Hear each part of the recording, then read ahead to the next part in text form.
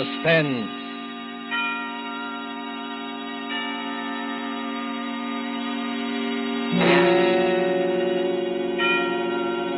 This is the Man in Black, here again to introduce Columbia's program, Suspense. Heading our starring Hollywood cast this evening is Mr. Richard Dix, who appears as a United States naval officer who found himself in a remarkable predicament on what should have been an uneventful flight from New York to Philadelphia. As fellow passengers aboard the airliner are Miss Gail Page as a girl named Monica and Mr. Montague Love, who plays that aged and domineering millionaire Silas Naylor.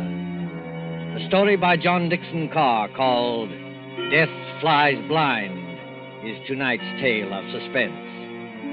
If you have been with us on these Tuesday nights, you will know that suspense is compounded of mystery and suspicion, dangerous adventure. In this series are tales calculated to intrigue you, to stir your nerves, to offer you a precarious situation, and then withhold the solution until the last possible moment.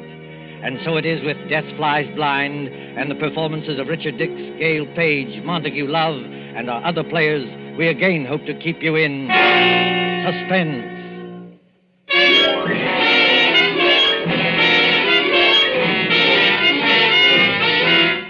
LaGuardia Field, Municipal Airport of New York. LaGuardia Field, vast behind its white buildings. On a gray spring afternoon when rain splashes across the runways, dims the sky, and spatters on the wings of a great silver-painted airliner waiting beyond. Already as the limousine bus from the New York terminus slowly draws up to the waiting shed, you can hear the loudspeaker. 72, New York to Los Angeles. The big limousine bus, besides its driver, contains only two persons. One is a tall young man in United States naval uniform, with the stripes of a lieutenant commander around his sleeve. The other is a tall and dark-haired girl, her face a little frightened in the blue. Flight 72, New York to Los Angeles.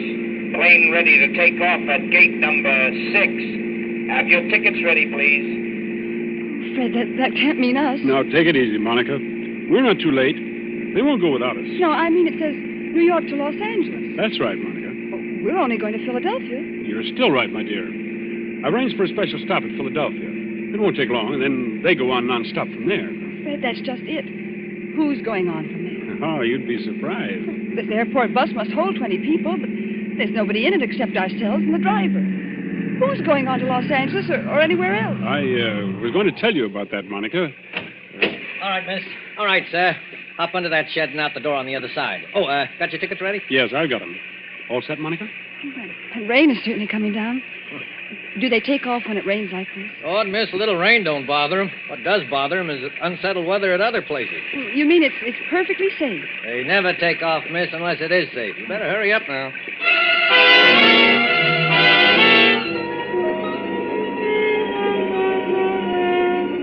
There's the plane, Monica. Shall we run for it? Fred, I'd rather not run if you don't mind. Aren't getting nervous, are you? No.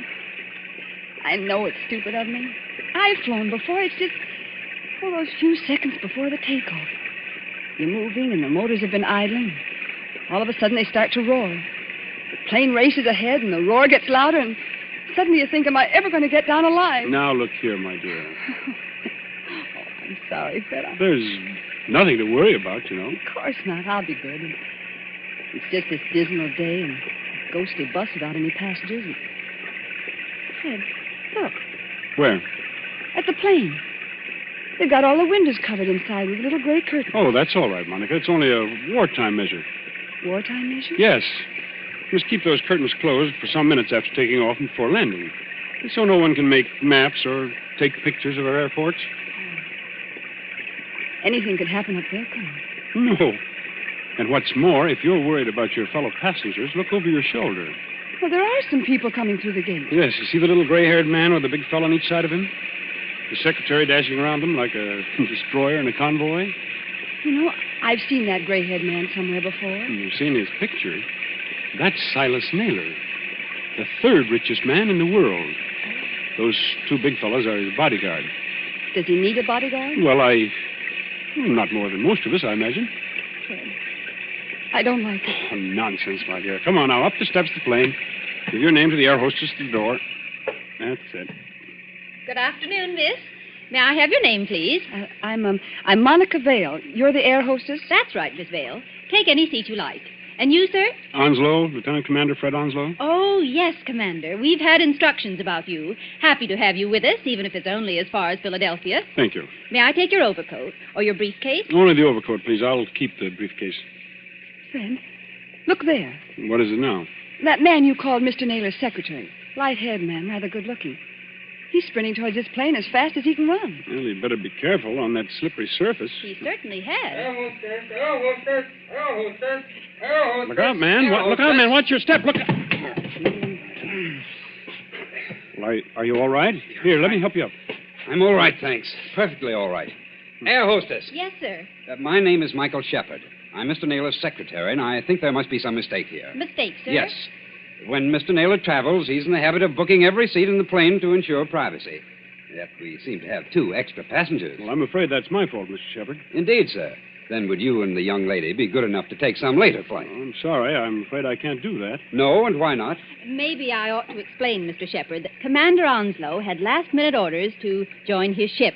He and Miss Vale have priority as far as Philadelphia. Philadelphia. Must we stop there? Only for a few minutes, Mr. Shepard. This is outrageous. Mr. Naylor is traveling, in a sense, on government business. Well, so am I, old man. The Navy often does. That doesn't alter the principle of the thing. I don't want to seem ungracious, you understand. Mr. Naylor is always glad to help our brave soldiers and sailors. For the love of Mike. Now, choir will now sing hymn number 242. Now the gorgeous But this ride time through- you've gone too far. I shall appeal to Mr. Naylor himself. Mr. Naylor. Yes, Mr. Shepard, I can hear you. What is it? This naval officer, sir, and the young lady. Oh, I know, Shepard, I know. Isn't the plane big enough for all of us? I was only following your orders, Mr. Naylor. You asked for privacy. All right, Shepard. What I'm asking for now is less noise. The lieutenant commander in the Navy, eh? That's right, Mr. Naylor. Off on another fishing trip, I suppose. That's just exactly right, sir. Ever have dyspepsia? No, never. Well, I have. 20,000 a year I pay doctors. And what do they give me? This stump. I'm not surprised you got priority, Commander, but I am a little surprised about the girl. She's my fiancée. Mr. Naylor, Miss Vale. Meet the rest of my family. These 2 bruisers here, including the one with the mouth organ, are my bodyguard, Mr. Cohen. I'm pleased to meet you, Commander. How do you do? This is Mr. O'Reilly. Glad to know you, Commander. How are things going? Hey, Cohen, don't you ever get tired of playing that mouth organ? Stand away from the door. They want to close it. Will everyone please take your seats and fasten the seatbelts? Are we ready to take off? Yes, in just a moment. Shepard. O'Reilly. Cohen. Come along to the front of the plane. Yes, sir. Oh, we'll sit in the back here, won't we, Fred? Yes, of course. Fred, is anything wrong? No, of course not. Why, what could be wrong? Then you'd better sit down. We're starting to move. That's good advice, Commander Onslow. But I must ask you, Miss Vale, not to touch the curtain on the window.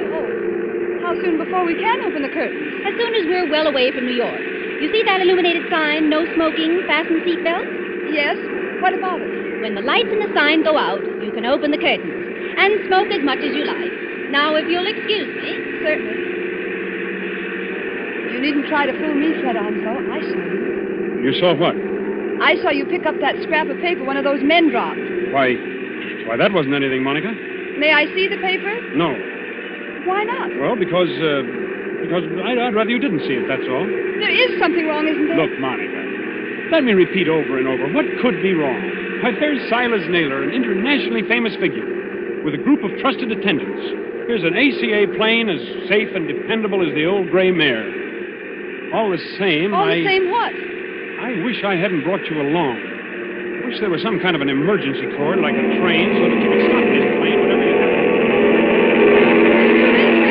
We're on our way.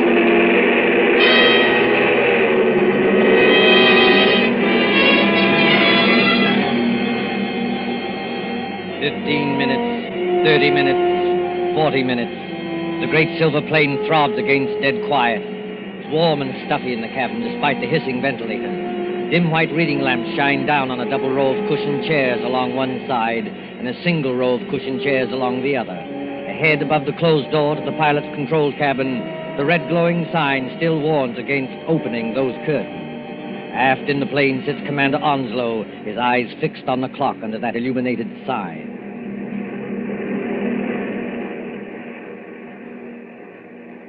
Monica, Yes? What? it's not exactly all right. Fred, why do you say that? Because we should have been in Philadelphia 5 minutes ago.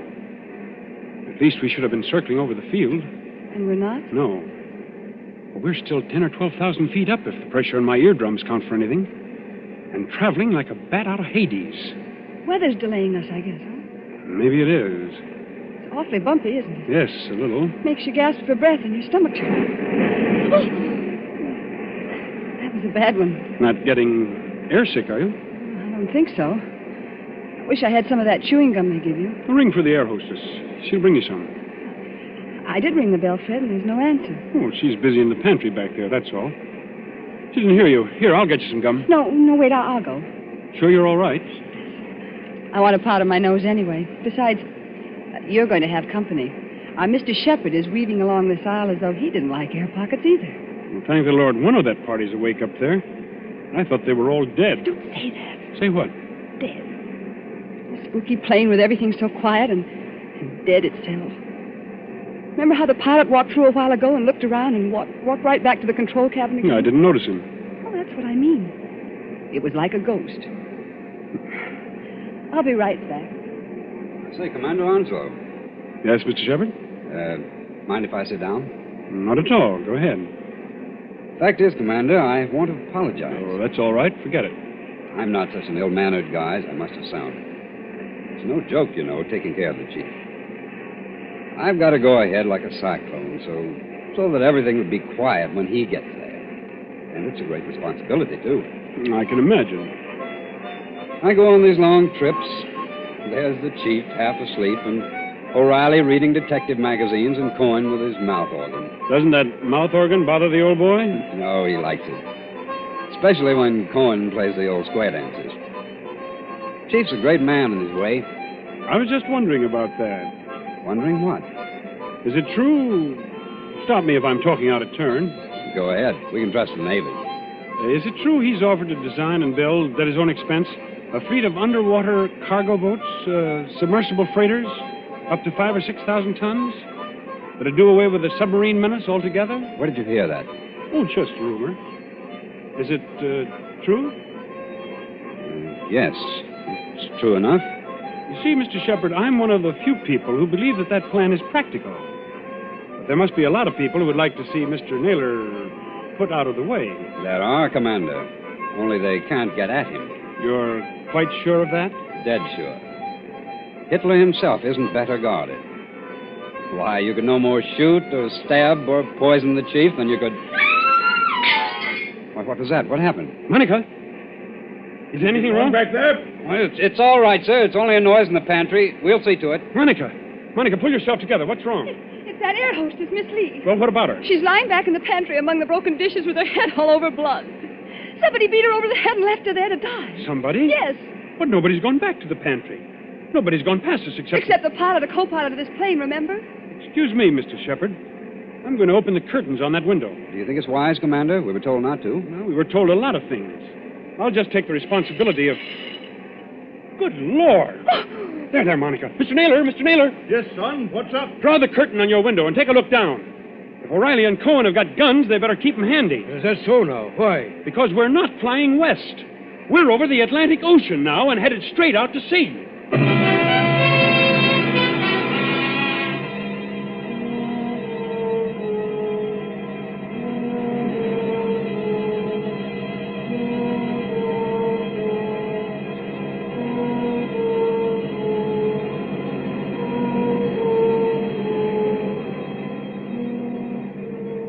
Gray water, thin clouds. We must be miles and miles away from land. We are miles away from land. Does anybody here know anything about first aid? I do, Commander. I studied medicine in the old days. Then you better go back and look after the hostess. We'll join Mr. Naylor. Steady, Monica. Well, I'm all right. Just this horrible blind feeling, that's all. Air pocket, look out. See here, Commander. We're over the ocean. What the devil's going on here, eh? You're being kidnapped, Mr. Naylor. That's my guess. Kidnapped, did you say? Ah, come off it, Commander. We ain't as dumb as that. The pilot and the co-pilot of this plane are fakes. They've replaced the real officer. Ah. On a dark day like this, with their raincoat collars turned up, they could have gotten away with it. And hijacked us straight off the airfield. Is that it? Yes, I'm afraid so. The hostess must have spotted one of them and knocked her out. Now, what about the airport? Wouldn't they know a plane was missing? Well, not until we failed to show up at Philadelphia. The pilot would report by aerial radio telephone about, 15 minutes out of New York. But after that, silence. Excuse me, Commander. You say these two fake pilots are still aboard? In that compartment there with the closed door? Yes, that's right. Well, what are we waiting for, Cohen? Till we get to work on them? You said it, Barney. Now, wait a minute, both of you. You wouldn't be trying to stop us, would you, Commander? The one thing we don't want is a gunfight 12,000 feet up. Can any of you fly a plane? No, not one of us. Well, neither can I. So if anything happens to those two pilots, how are we going to get down? I see, young fellow. Well, what are you going to do? First of all, we'll try rapping on the door. Have your gun ready. You can count on that, sir. Fred, listen to me. Be quiet, Monica. Has this anything to do with the scrap of paper you picked up off the floor? What scrap of paper, Oh, Commander? never mind, sir. Why, this door, it's unlocked. Unlocked? Now, don't take any fool chances, young fella. The way I always did when I was your age.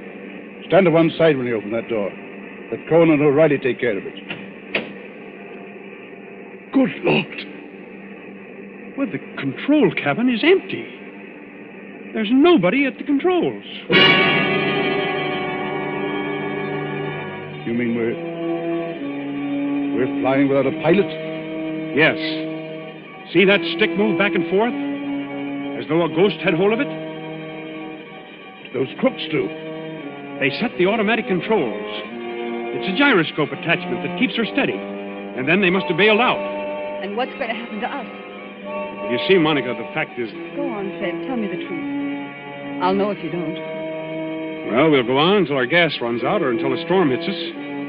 Then we'll dive into the sea. It's as good a way of killing Mr. Naylor as any. I see, son. Have we got any chance at all? Frankly, I don't know. Wait till I get a look inside of that control cabin. Holy Mother, that's done.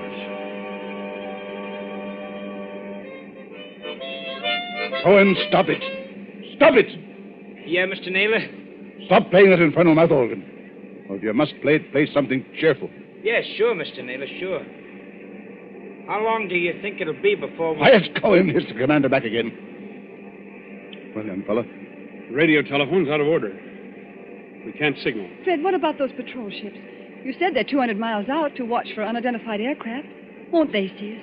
They've seen us already, I expect. They'll send for an Army fighter plane to investigate, but... Well, what can it do? Yeah. Shoot us down, maybe, huh? That's fine. If only somebody could fly the plane. Well, nobody can, Skipper, so think of something else. See, Mr. Naylor, I was wrong. Wrong, son. About what?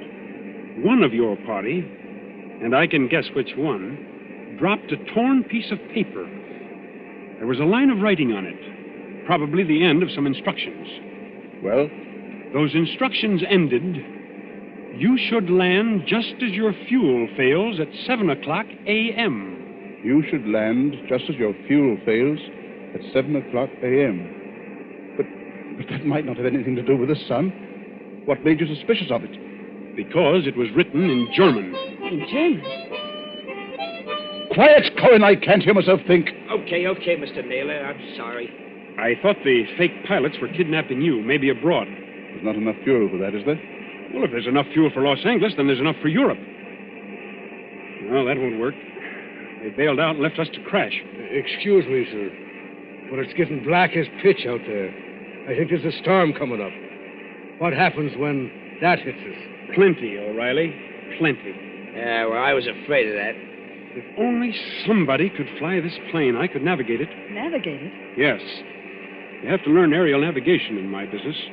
With enough figuring, I might even set a new course and try the automatic controls on it. No, I don't dare handle the ship. Wait a minute.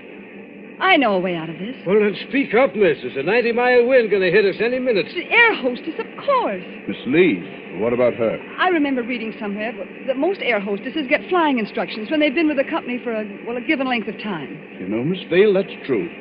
There was a girl of Inter Airways who told me the same thing. And if this one can even make a try at landing a plane, we may get back to New York yet. I thought you said she'd been knocked out. Well, she isn't badly hurt, but there's just a chance that maybe she's...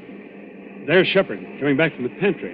Anybody got a drink? It wasn't very pleasant back there. How is she? You know, we were just wondering whether Miss Lee might be in any shape to pilot the plane. Pilot the plane? Why in blazes should she pilot the plane? There's no time to explain now, Shepard.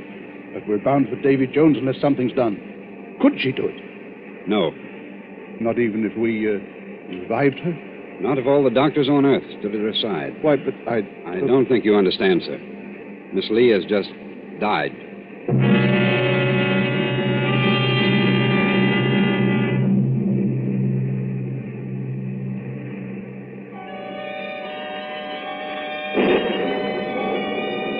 Thin singing of wind above the clouds, then storm with a white eye of lightning at the windows. Losing height, gaining it again, blown off her blind course, flung partway back again, always racing forward on a flight to nowhere. Late afternoon, evening, night, the steady throbbing of motors like a pulse beat inside the head. Towards morning, the storm dies away. In that dim cabin, there is exhaustion of nerves. The hands of the clock stand at 1:45 in the morning.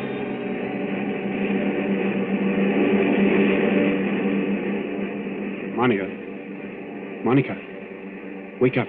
What? Oh. Shh. It's Fred. Now keep your voice down. Have I been asleep? Yes, for a couple of hours. They say condemned criminals sleep on the night before their execution. Where are the others? I was a boy back home, the county down. My father used to say to me, "Barney O'Reilly," says he, "did you ever see a banshee? A banshee," says he, "is the old woman that lets you know when you're going to die." Pipe down, you two. I'm sorry, Mr. Naylor. No offense, Chief. Can a man play a quiet game of solitaire without somebody yapping all the time? Black 9 on red dead. Listen, Monica, and listen carefully. My first idea was right after all. What are you talking about? There's somebody aboard this ship who can fly a plane. Shh. There is. I proved it by the automatic controls. Proved it how? If those controls had stayed as they originally were, the side winds would have blown us clear off our course. But we're still on our course. That shows that somebody's been sneaking in there and setting us right again when we do stray. Then you mean... I mean that we're headed for somewhere. We're being taken somewhere. But we may outwit this gentleman yet. Outwit who? Is somebody still talking back there? I'm sorry, Mr. Naylor. Monica's just waked up. None of us can feel very much like sleeping anyway. You're right, son. I admit it. Come up here and join me, will you? With pleasure. I've cheated myself in this twice in this card game, but I still can't make it come out. Oh, what's the use pretending anyway? We know we're in for it. It's this waiting that gets you. Yeah, that goes for all of us, Mr. Naylor. What I'm dreading is the minute when those motors choke and go dead, and we start whirling down. What does it sound like, Commander, when motors conk out? I've never heard it, Mr. Naylor, but I imagine it sounds like... Listen. I imagine it sounds like that. We're losing height. I can feel it. Well, Cohen, I guess this is the payoff. Yeah, you said it. But look here, Mr. Naylor, we can't be out of fuel. Because it's too early. Look at the clock. It's only 5 minutes to 2 o'clock. I beg your pardon, old man. It's 5 minutes to 7 o'clock. 7 o'clock? Are you crazy? No. Haven't you forgotten the cross-ocean changes in time? By George, the commander's right. European time is 5 hours ahead of our time. If you don't believe me, just notice that it's getting daylight outside. I was thinking of that message. You should land just as your fuel fails at 7 o'clock a.m. Stand perfectly still, all of you. Here, what's got into little Lord Fauntleroy? I'll show you what's got into me, my friend. Yes, I rather thought you would. I shall go into that control cabin. Follow me if you like. I shall sit down at the controls, and I shall bring this plane safely to the ground. Safely to the ground? Where? In Germany, of course. Germany? Don't pull a gun, Cohen. If you plug him, we're all done for. That is good advice, Mr. Cohen. I might add that we're getting closer to the ground every minute. For the love of... Do I take control? Yes, go ahead. But We're following you. Follow by all means. All right. Let's get comfortable here. I take up my position, so. There's fog below. Can you see? Well enough, Miss Dale. Well enough. We must go down rather quickly. And I can't help if it's somewhat rough on your ears. You young swine, what's the idea? The idea, dear patron, is to bring you and your plans for a submarine freighter to a country which will appreciate them. Then those two fake pilots? They were colleagues of mine. Unfortunately, if they had remained, your pug uglies would have started a gunfight, and none of us might have got here. Well?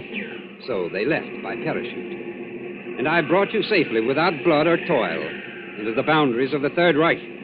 You're going down too fast, man. Now take it easy. I am perfectly in command, thank you. Look out! The trees, Look out, they're coming man. straight up at us.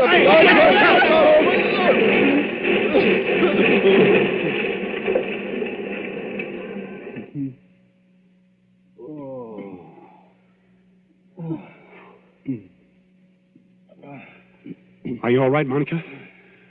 Are you all right? Yes. Oh, only a bit shaken up. We're all okay here, Skipper. Shall I give this guy the works now before they come to get us? No, don't shoot. Let him alone. That also is good advice. And now, my friends, my mission is ended. I stand up on the pilot's chair.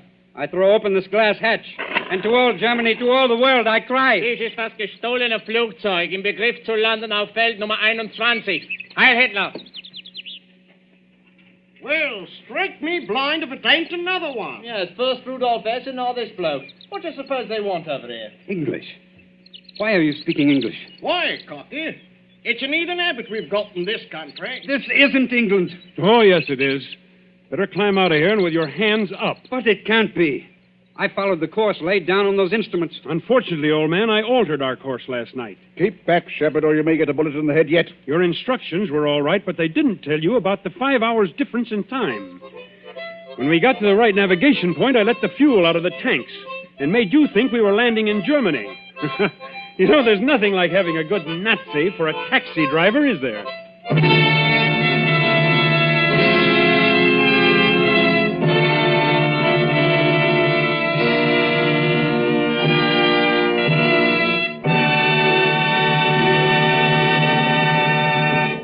And so ends Death Flies Blind, starring Richard Dix with Gail Page and Montague Love.